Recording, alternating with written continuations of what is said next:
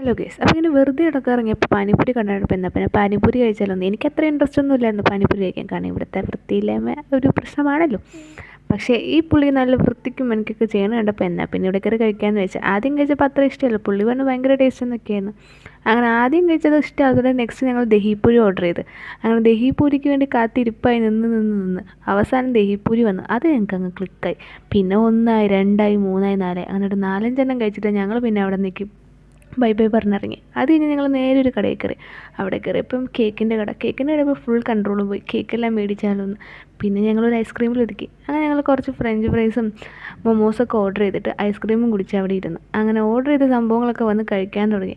ആക്രാന്തം കൊണ്ടാണോന്ന് അറിയില്ല, ഓരോന്ന് വായിലെടുത്തിട്ട് അണ്ണാക്ക് വരെ പൊള്ളിപ്പോയി. അതിനുശേഷം പിന്നെ അതൊക്കെ കഴിച്ച് അവിടെ നമ്മുടെ നാട്ടിൽ മാതിരി അത്ര ടേസ്റ്റ് ഒന്നും ഇല്ല കേട്ടോ. ഒരു ഓക്കെ സംഭവമായിരുന്നു. പക്ഷേ ഞങ്ങൾ ഓർഡർ ചെയ്ത മൊമോസൊക്കെ വെജ് ആയിരുന്നതുകൊണ്ട് അതിൻ്റെ ഒരു സങ്കടം ഉണ്ടായിരുന്നു. അപ്പോൾ വീഡിയോ ഇഷ്ടപ്പെട്ടാൽ സബ്സ്ക്രൈബ് ചെയ്യുക, സപ്പോർട്ട് ചെയ്യുക. Stay tuned for next video.